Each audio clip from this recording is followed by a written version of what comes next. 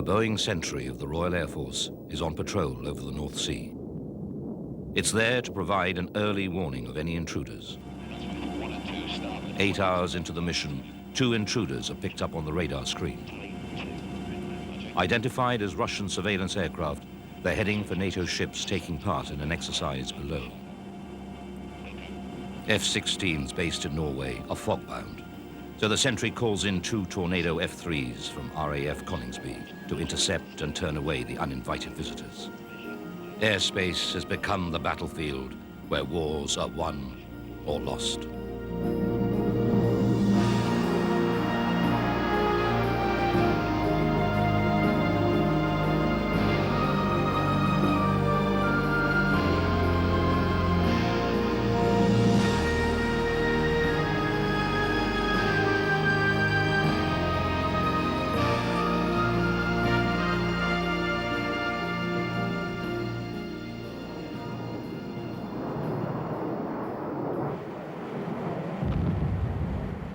During the course of the 20th century, battlefields changed dramatically.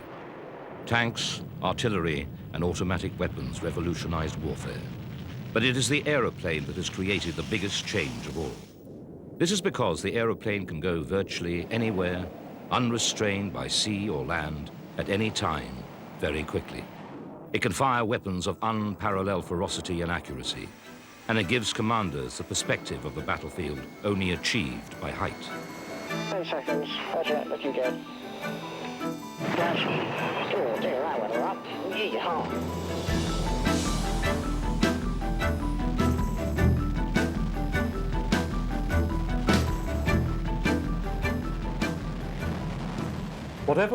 Whatever form of conflict or humanitarian operations we find ourselves involved in, one of the sine qua non, one of the things that we absolutely must have is the ability to control the skies, because that is an enabling characteristic. If we can control the skies, then everything else is possible. If we can't control the skies, then nothing else is probably going to be possible. The Royal Air Force has been central to the evolution of air power and the technologies that have made the aeroplane the decisive weapon of the 20th century. It is also the oldest independent air force in the world, with origins that take it back to the earliest days of powered flight. At the turn of the century, the Royal Navy protected Britain's vast empire with the largest, most modern fleet in the world.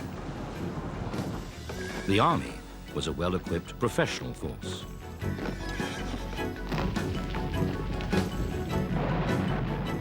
Machine guns and artillery had increased its killing power. The train had given it new speed and mobility.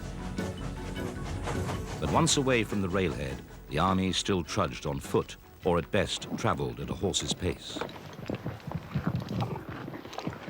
Mobility enabled the Army to outmaneuver an enemy. But this was only possible if a commander knew exactly where the enemy forces were and where they were likely to move.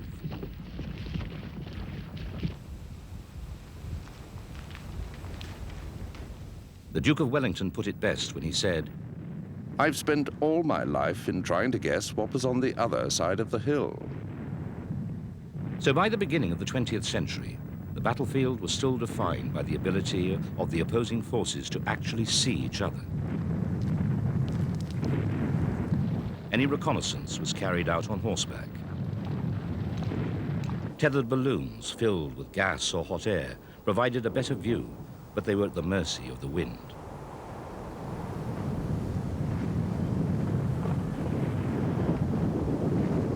Experiments in heavier-than-air flight only seemed to confirm that its military potential would at best be very limited.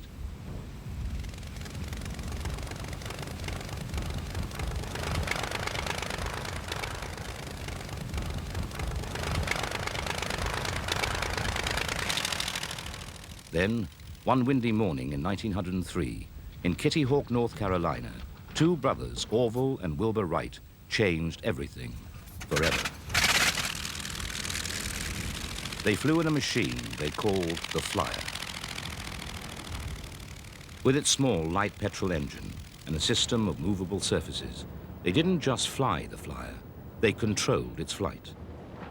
Their success galvanized everyone.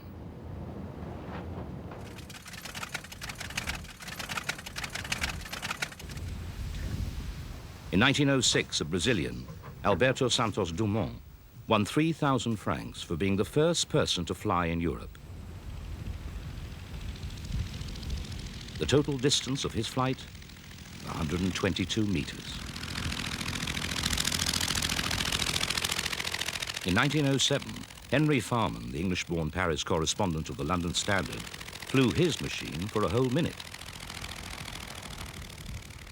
By 1908, the Wright brothers had already achieved flights of up to 24 miles, and they spent a year in Europe giving flying demonstrations in an attempt to sell their patents. Some of these flights were made with passengers and lasted over 2 hours. The Wrights claimed that aircraft would make war impossible. But how could these flimsy flying devices serve any practical use in war? British military minds were skeptical. It was pioneers like flamboyant American showman Samuel F. Cody who led the way. Cody had developed man-carrying kites and taught kiting to the British Army. But his real interest was in powered flight. In 1908, he made his first flight in an aircraft called the Cathedral. He failed to convince senior officers, and the following year his funding was cut off. Although the War Office had already spent £2,500 on aircraft experiments, it had decided that airships offered more scope for reconnaissance. The Royal Navy agreed. They argued that the English Channel was too wide to cross by air. So from a defense point of view, who needed an air force? Especially when they had a navy. Then in July 1909, Louis Blériot blew away this argument by flying straight across the English Channel.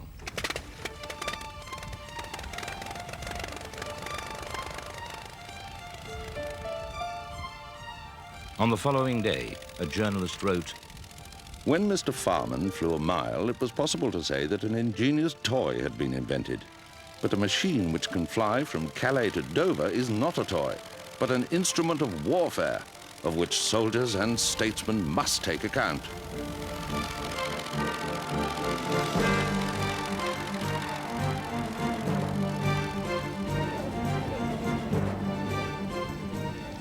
In the following month, around 500,000 people saw Europe's aviators competing at the first great flying meeting held at Reims in France.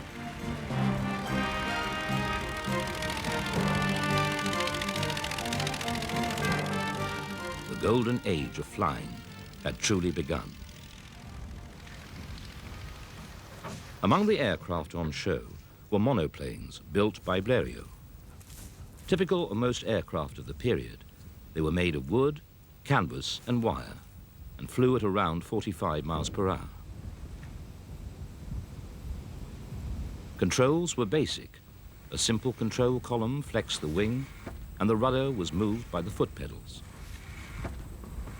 Perilously fragile, Blériot's machine was nevertheless very successful and would equip Britain's Royal Flying Corps at the beginning of the First World War. The first Englishman to fly was A.V. Roe, who pioneered triplane designs. Speed, altitude and endurance improved rapidly, although aircraft controls were still no more than basic. With no navigation instruments of any kind, pilots often made their way by using landmarks on the ground. Often they followed railway lines, called Bradshawing after the railway timetables of the period. And with the pilots completely exposed to the elements, warm, heavy clothing was imperative, which meant the aircraft could only just carry the pilot and had little or no lift to spare for bombs or guns. Even so, the War Office and Admiralty agreed to provide airfield facilities, but only if private individuals supplied the aircraft.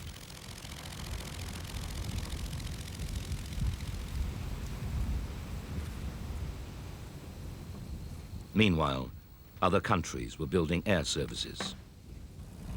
Since 1900, the Germans had been developing giant airships called Zeppelins.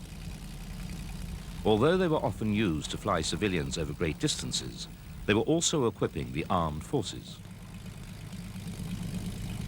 The airship was seen as the main threat to Britain's ports and harbours, and a report by the Home Ports Defence Committee concluded that their best form of defence against airships would be the much more agile aircraft. On April the 1st, 1911, the Air Battalion, Royal Engineers, was formed. It was just 190 strong. Prospective pilots had to be officers with some previous experience of aeronautics, language skills, and sailing experience. And they had to pay for their own flying lessons. When they had their certificate, the Army gave them £75, but this came nowhere near the actual cost. Only the rich could afford to learn to fly, thus creating the impression that pilots were an elite. But already their flying demonstrations were captivating the next generation of pilots. In Sheffield, where I live, they had the Sheffield Independent Aviation Week. And I can't remember the date, but it was very early. And the person who came, it was only one aircraft, Harold Blackburn, and the Blackburn monoplane. And so we got excited about it. So my father was very interested in airplanes.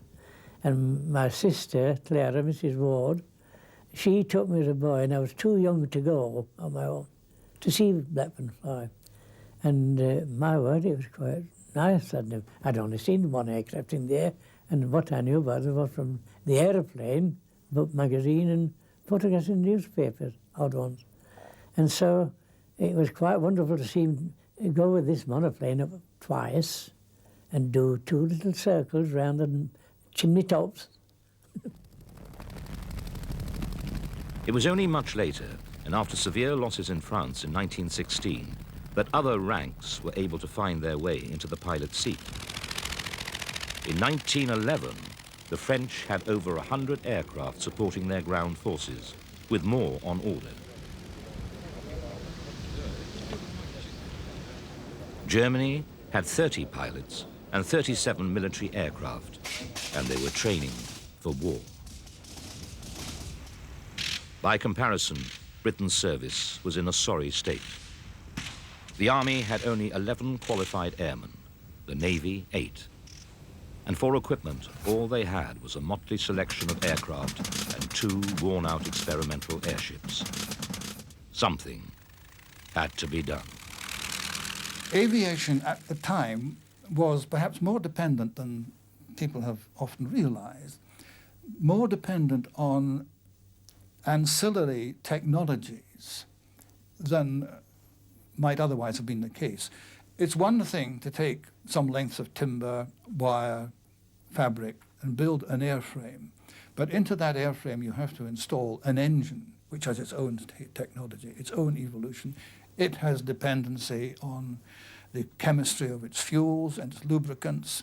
It depends on the metallurgy of the steels and the white metals and so on from which it's made. And all of these things had to be brought together at a time when nobody really knew what they were doing all that well in any of these different technologies. So it was a jolly difficult situation. And so in April 1912, the aviation sections of the Army and Navy were merged into one organization called the Royal Flying Corps. Its first commander was Major Frederick Sykes, who spent the next 2 years building up the RFC.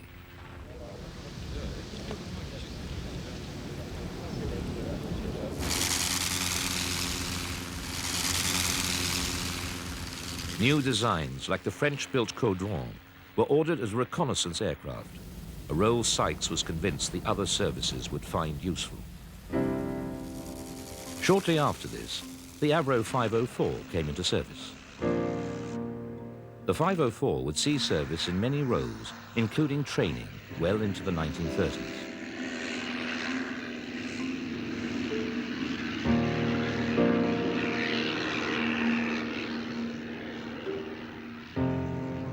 Meanwhile, the Navy continued to experiment with aviation.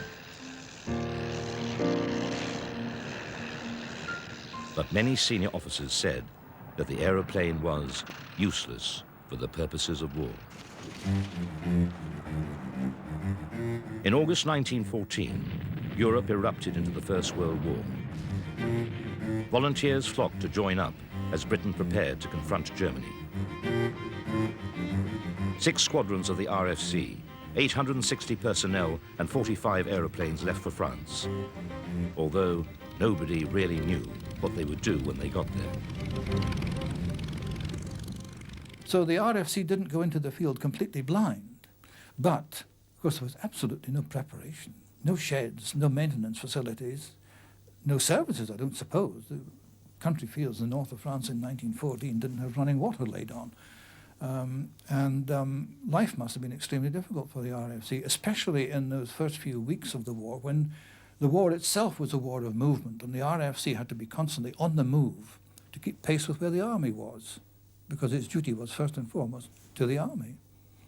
So they had their problems, and durability of these aircraft, probably with no hangarage of any kind, in the first few weeks were almost insurmountable.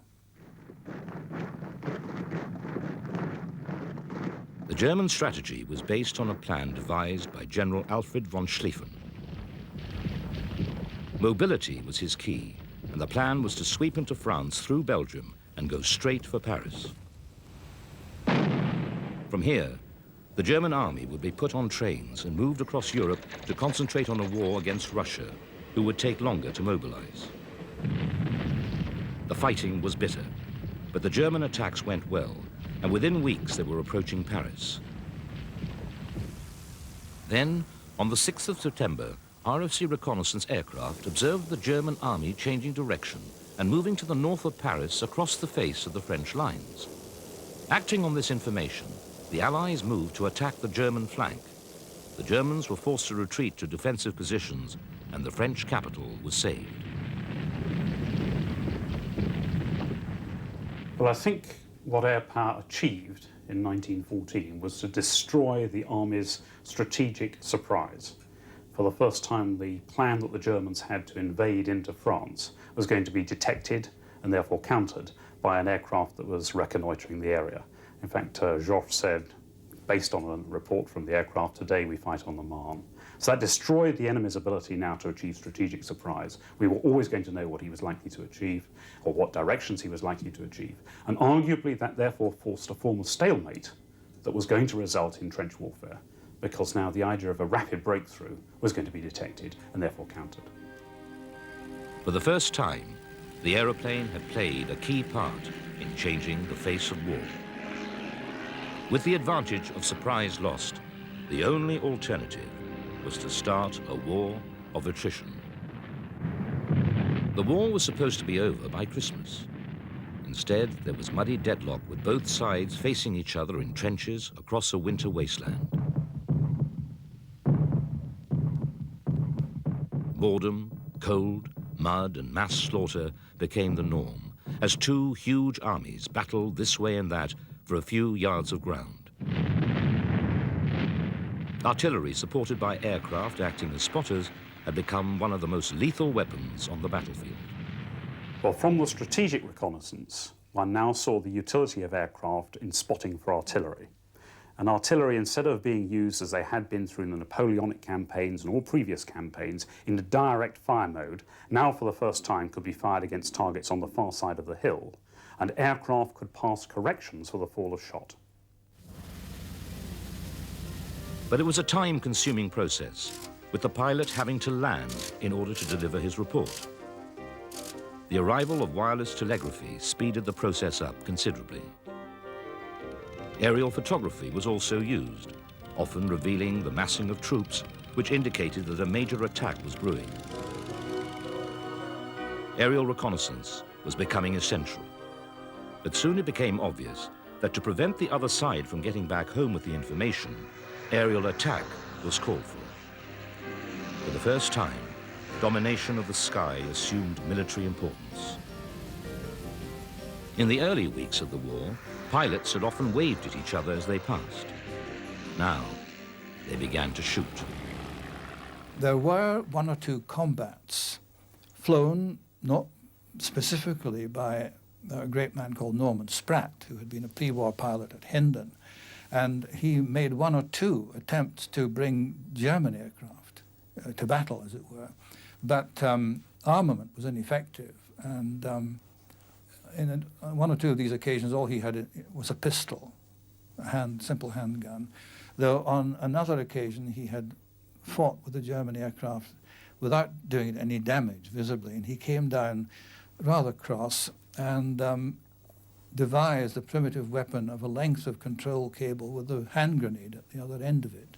And he went off intent on trying to fly above the enemy aircraft and entangle this dreadful weapon in the enemy airplane's propeller. Of course, he didn't succeed, but the thought was there, and the spirit was willing. And I really think that perhaps Norman Spratt, more than any man, has the right to be regarded as the world's first single-seat fighter pilot.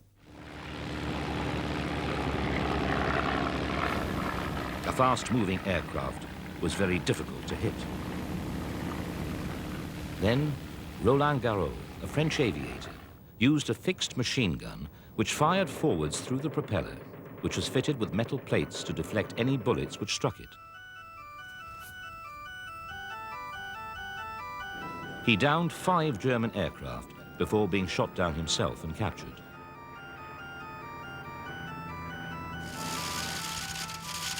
Anthony Fokker, a Dutchman working for the German Air Service, improved on Garrot's design. He created an interrupter gear which only allowed the gun to fire in the split seconds when the propeller was out of the way. Now the stage was set for the development of the world's first aerial killing machine. The Fokker Eindecker was just that. It was lethal, it was light and maneuverable, and all the pilot had to do was point his plane at the enemy and press the trigger.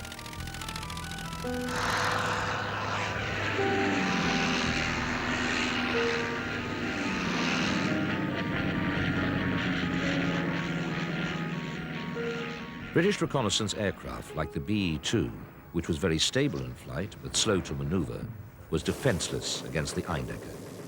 It became known as Fokker fodder. The Eindecker scourge of 1915 had begun.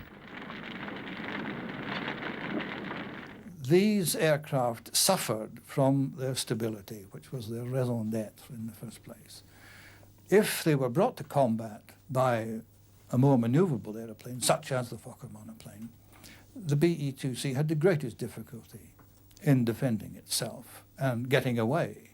In the first place, it was generally slower than the Fokker, and its armament, such as it was ineffectively installed, was generally fired by the observer alone, and he was in the front cockpit, surrounded by struts, wires, engine and propeller in front of him, and the pilot behind him, and it's not a good idea to shoot the pilot, especially if you're the observer in the front seat with no flying controls.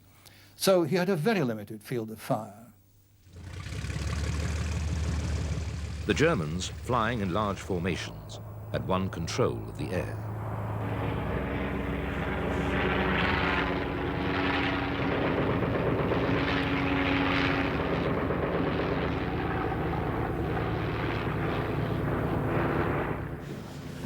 Unable to supply an effective interrupter mechanism, British manufacturers reverted to an old idea, the pusher, which allowed the observer at the front an unobstructed field of fire. These gun buses first flew over the battlefield in February 1916 and helped to end the reign of the Eindecker. The pusher could give a man in the cockpit, whether he was the pilot or an observer, a very clear forward field of fire, but it had a great penalty imposed on it. With so much structure, there was a lot of drag, and it was therefore slower. In July 1916, the Allies attacked on the Somme. As the months of slaughter progressed, the Royal Flying Corps struggled to keep up with an ever-increasing number and range of missions. Inferior aircraft wasn't their only problem. They also had too many different types of aircraft. Major General Hugh Trenchard, commanding the Royal Flying Corps in France, believed that the RFC should do all it could to support the Allied offensives.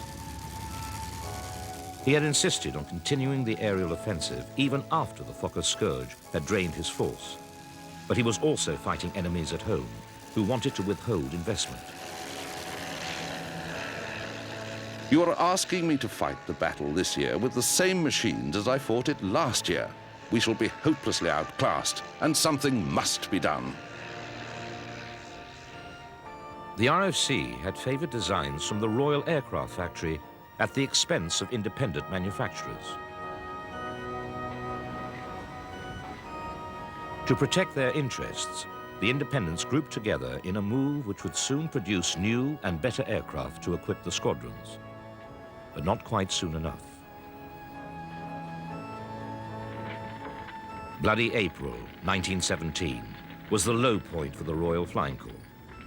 In that 1 month, 316 men died while flying in support of a big ground offensive at Arras.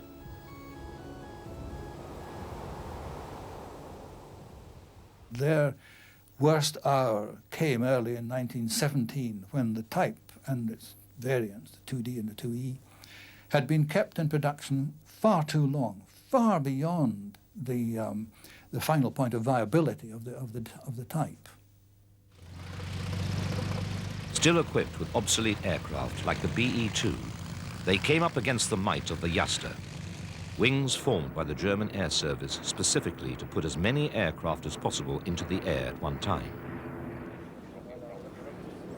Somehow, the RFC survived and was soon fighting back with new aircraft. 3 types delivered in 1917 were some of the best aircraft of the war. The SC-5A was undoubtedly the best aircraft to come out of the Royal Aircraft Factory and was popular with pilots because it was stable, which made it a good gun platform.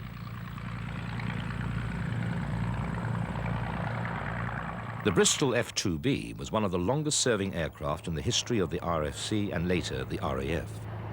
It was unusual in being a 2-seat fighter with 2 machine guns, one firing forward and another for the observer.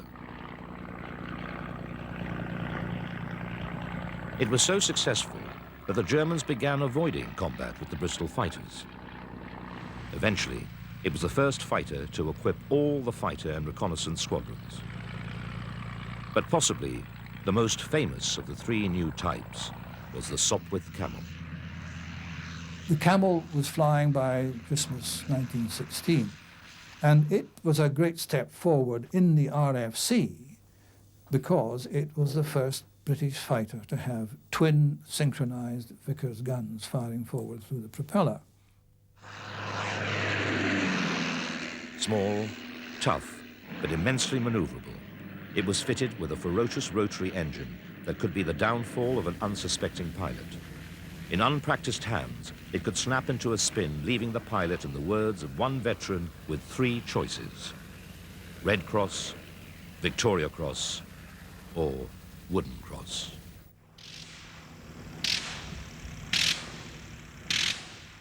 In experienced hands, though, the Camel was the greatest dogfighter of the war and shot down more enemy aircraft than any other Allied fighter.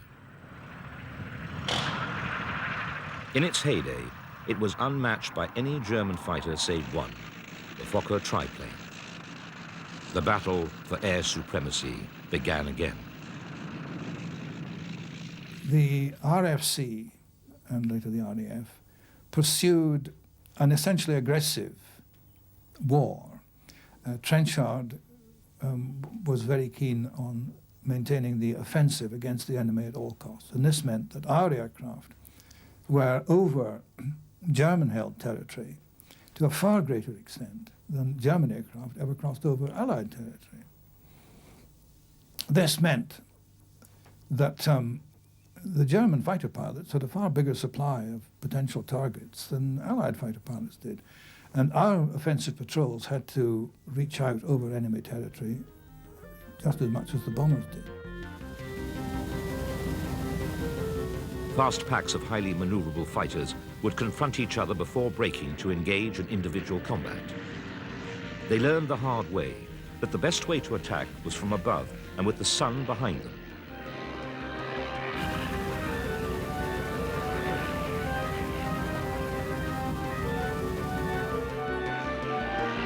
In 1916, the first manual of air fighting appeared. It began by describing the nature of both British and German pilots. The British pilot likes the idea of fighting. He's a quick thinker compared with the enemy. He has the advantage in maneuver. The enemy pilot is of a gregarious nature from long national training bound by strict rules. The enemy pilots are often uneducated men, simply drivers of the machine. The gunner or observer is considered a grade higher than the pilot.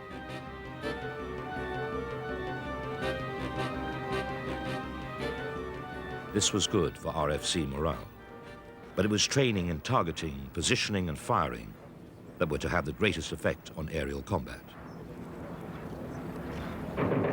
Pilots were advised to fire from 50 yards and to aim at the pilot of the enemy aircraft because Machines go up every day and return absolutely under control, but having dozens or even hundreds of holes in different places. But fighting could be very disorientating, with pilots relying on their quick reactions and instincts. Aircraft attacking him from all directions, and then all of a sudden he finds himself in a clear sky with not an aircraft in sight, no British aircraft, no French, no German, they'd all gone somewhere. And it happened just as fast as that. This was the era of the ace. Pilots with 5 or more kills to their credit were seized upon by the generals and press to provide some kind of glamour in an ever more depressing war. These battles in the clear blue sky seemed noble and clean, sharp contrast to the mud and stench of trench warfare. Men such as Mick Mannock, Albert Ball, and James McCudden were looked upon as heroes, legends that would inspire future generations of pilots. Even German aces like Oswald Bölker and Max Immermann were regarded with awe. But the most famous and most deadly of them all was Manfred von Richthofen, the Red Baron, who in his blood-red Fokker triplane accounted for so many RFC pilots. When he died, the Allies buried him with full military honors. His death showed that aces were just as vulnerable as all the other pilots who daily risked their lives and died, soon forgotten, after they had spiraled on fire into the mud below. By 1917, the Germans held most of the industrial north of France. They knew that the French and their British allies would stop at nothing to shift them. New weapons were needed. The tank looked like a solution. Tanks had first been used in 1916 and caused turmoil in the German lines. Within months, they were an essential part of any attack, providing infantry with valuable support. Well, given that air superiority was successful and you now had the opportunity to prosecute other forms of warfare, the Army realised very quickly that there were a number of other things you could do with the aircraft. And the first of those was carrying the war to a greater depth than you previously had from your own artillery pieces. Secondly, of course, you could use the aircraft to attack trenches directly. And a number of attacks were carried out where aircraft strafed troops in the trenches, demoralised them, and that therefore opened the path then for a subsequent land offensive. But perhaps the greatest advantage was where the aircraft was used in synergy with the tank. The tank itself became very, very vulnerable to attack by artillery in direct fire mode. And the way in which the aircraft was used, therefore, to destroy the enemy's artillery allowed the tank to achieve its full potential and to exploit the enemy weaknesses. Attacking targets of tactical importance to the Army, such as artillery, trenches and railways, had been the main role of the RFC since the earliest days of the war.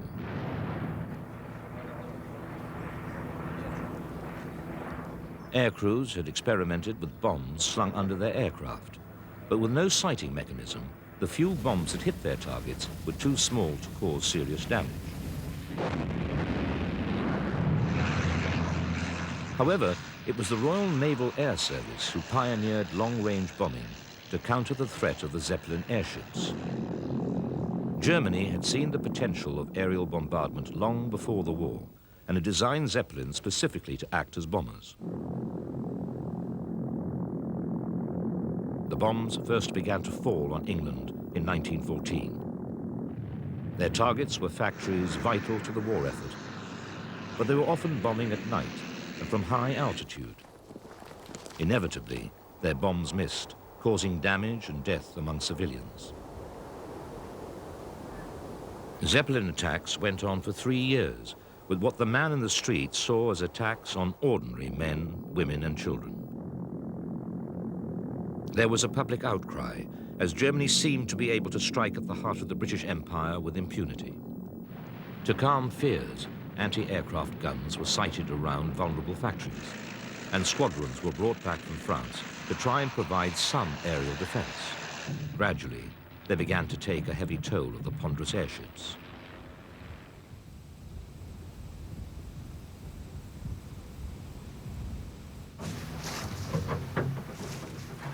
The RNAS had realized early in the war that aerial bombardment could extend the ability of the Royal Navy to hit strategic targets. And seeing Zeppelins as a threat to their ships and ports, had, as early as 1914, attacked the Zeppelin factory at Friedrichshafen. They only caused slight damage, but the effect was dramatic. 4,000 men and anti-aircraft batteries were hastily removed from the Western Front and sent to defend the factory. The RNAS were eager to continue the bombing of strategic targets, and the Admiralty asked Handley Page to build a bloody paralyzer that would stop the Germans in their tracks. The result was the Handley Page 0100, which was gigantic. Its wingspan was 114 feet, and its powerful twin 250 horsepower engines meant that it could carry nearly 1,800 pounds of bombs. But the plans to launch a strategic bombing campaign were scrapped. At the same time, the RFC, still doubtful about the value of long-range bombing, were adapting aircraft to carry small bomb loads to support the ground forces.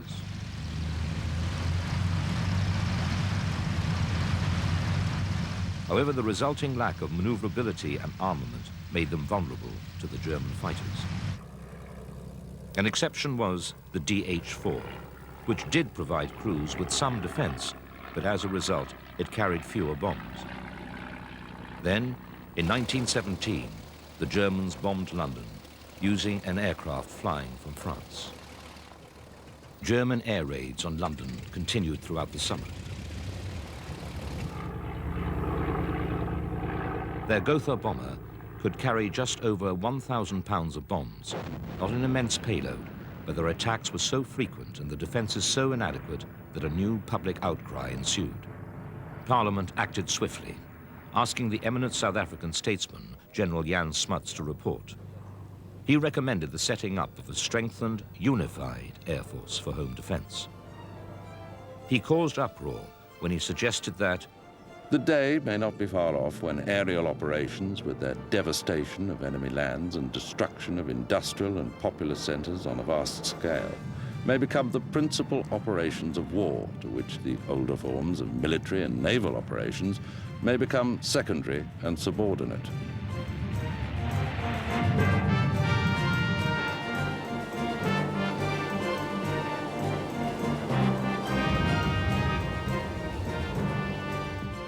Even officers of the RFC and RNAS, including Trenchard, disagreed, not with the proposal itself, but with the idea that it should be carried out in the middle of a war. Parliament, however, did agree. And on April the 1st, 1918, the Royal Air Force was founded, the first air service in the world that was independent of Army or Navy. You're all in now, en bloc, whether you like it or not. You're in the Royal Air Force, but you're not actually in it yet, properly, because you're going to be in, and this is most important, at a day to be fixed. Remember this, he said, a date to be fixed. But you're in the Royal Air Force now, and you'll have to forget your Royal Flying Corps as much as you can. Talk Royal Air Force. At the same time, the independent force was created to start a bombing offensive against the heartland of Germany on a more massive scale than ever before. Handley Page 0100s, the first of the bloody paralysers originally commissioned by the Admiralty, formed the basis of the new force. In the spring of 1918, the 0100s were augmented by the even larger 0400s, which could carry the new 1,800-pound bombs.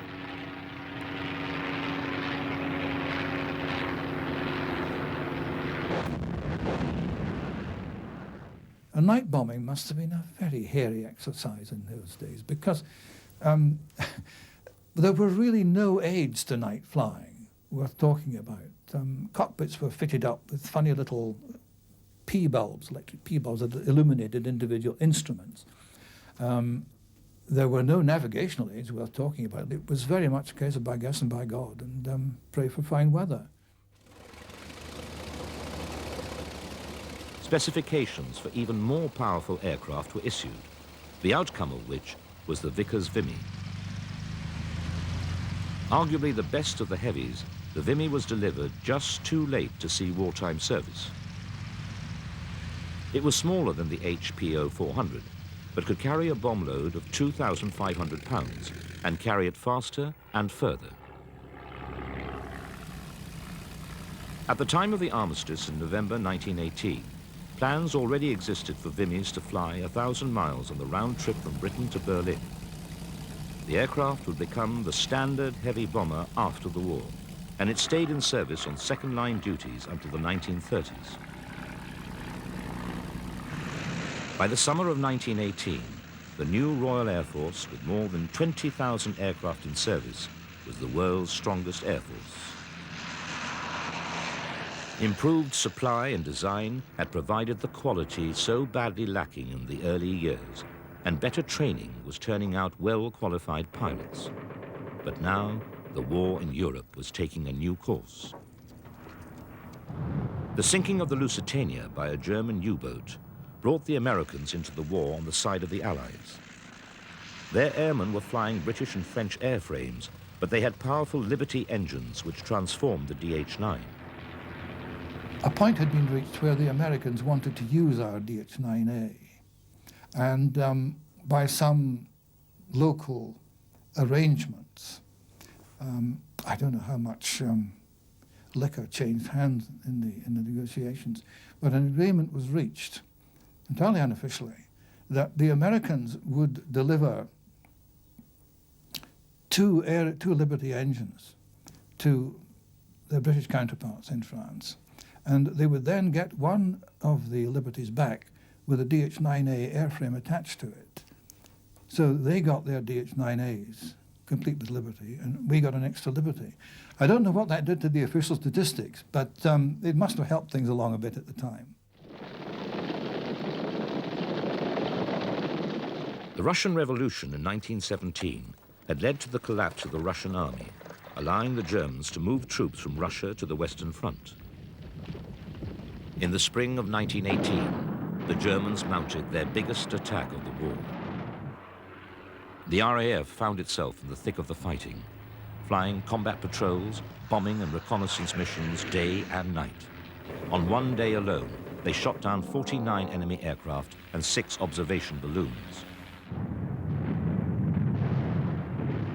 The German attacks finally ground to a halt in July 1918, and the Allies launched the final offensive of the war. As the exhausted German forces retreated, the RAF found their targets out in the open rather than in deep trenches.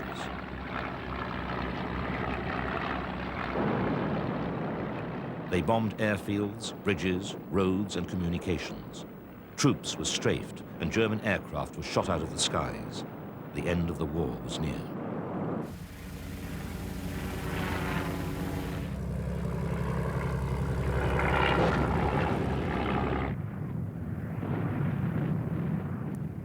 On November the 11th, 1918, the armistice was signed.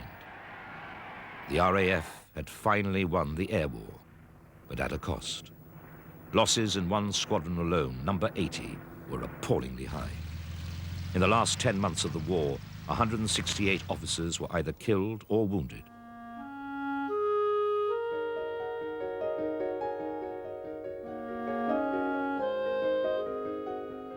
In 4 years of war, more than 9,000 men of the RFC, RNAS, and RAF had died. But the RAF, a service of barely 8 months standing, had won the battle for the skies.